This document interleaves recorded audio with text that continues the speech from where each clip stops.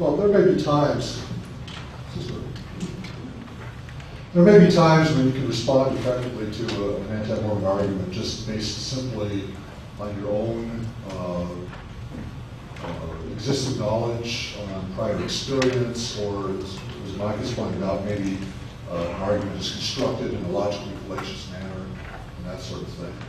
However, more often than not, in order to respond persuasively to some argument, you're going to need actual information, which I realize is a novel concept in some quarters.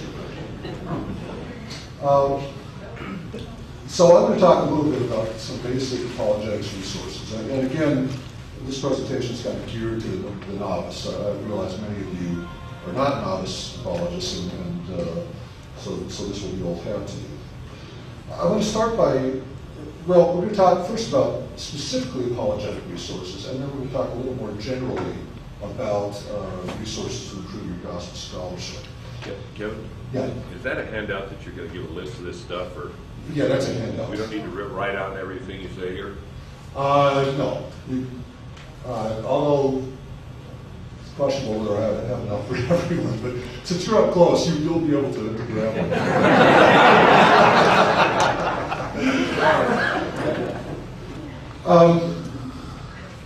Since for better or for worse, the bulk of Mormon polemics these days takes place on the internet. And so let's start with internet resources. And since this is a FAIR conference, let's start with the FAIR website, which is fairlds.org. If you go to the FAIR website, on the left, you'll see a button that says Topical Guide. And on the back of your program, you have a direct address to get to that if you prefer. I think the FAIR Topical Guide is the first place to go when you have an issue or a question that you're looking for information. It's an excellent tool that FAIR has put together. It's not exhaustive. We continue to build it, but I think it's a good place to start. And if you click on the topical guide, you'll get a list of maybe 50 topics. And so click on the one that seems closest to your issue, and there might be a list of half a dozen issues under there. When you find your appropriate issue, you click on that, and you'll get a page like the first vision page. And typically what you'll find there is there might be a specific article written by FAIR volunteers. There might be an article from the Encyclopedia of Mormonism. Typically there will be 3 or 4 articles from the Ensign. There will be links to other specific articles on that point elsewhere on the internet. And there might be references to print resources as well. This isn't necessarily the most sophisticated information on that subject, but it's kind of the most basic, most fundamental information. And so it's really the place to start, I think. If you can't find what you're looking for on a FAIR site or the topical guide or elsewhere on a FAIR site, there are, of course, other private apologetic websites. There's probably at least a couple dozen.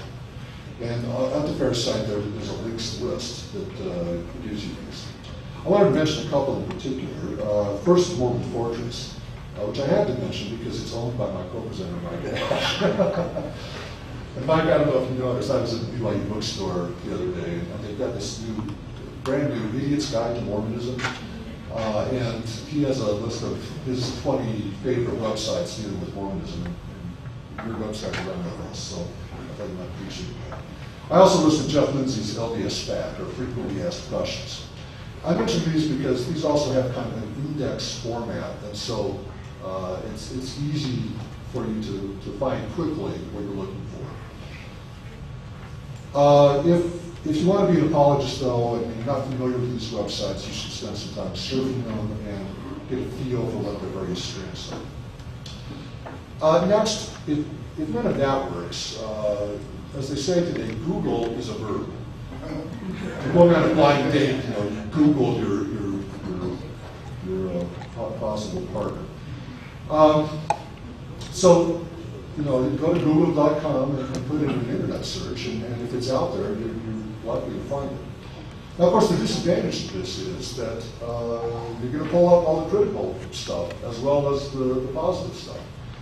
But if you want to be an apologist, you have to be able to be exposed to critical literature with a sense of equanimity. If you can't do that, then you're just going to be an apologist. so that other people do this sort of thing.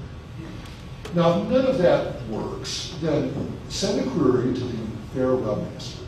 And again, on the back of your program, there's an address for you to send questions. He'll post it to our private FAIR apologetics list, where we have over 300 people from all over the world, and all walks of life, all kinds of different experiences.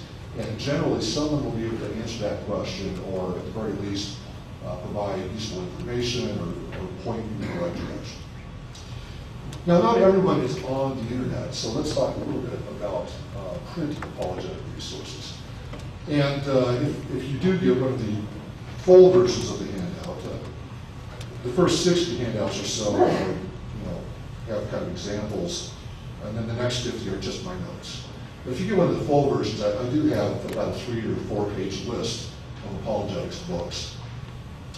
But you can kind of recreate that list. If you go to the FAIR web store and look under the caption apologetics, most of those books will be there. Or if you just look in the back of this room on the apologetics team, you get a sense for what those titles are.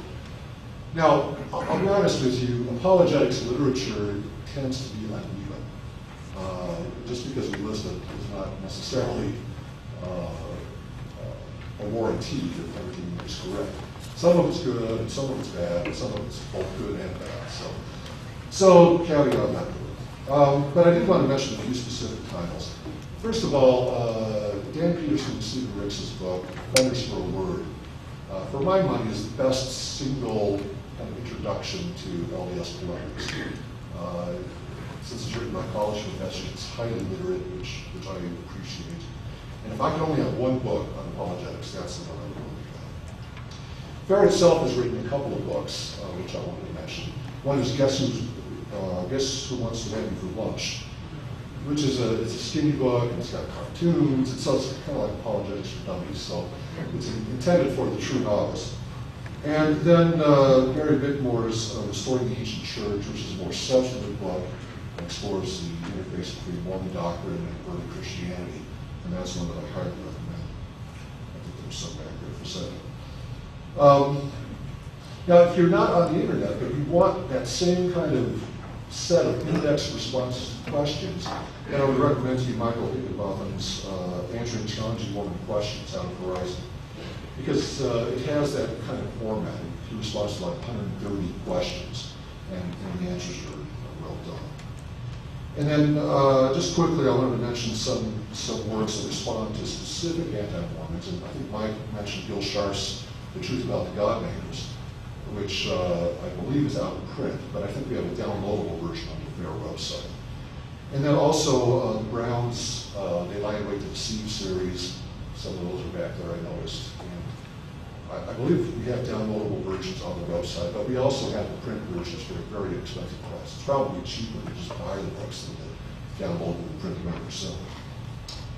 Okay, so those are some of the basic resources dealing with apologetics. And if all you need to do is respond to a stereotyped, off-the-shelf anti-Mormon question, this is the literature for you.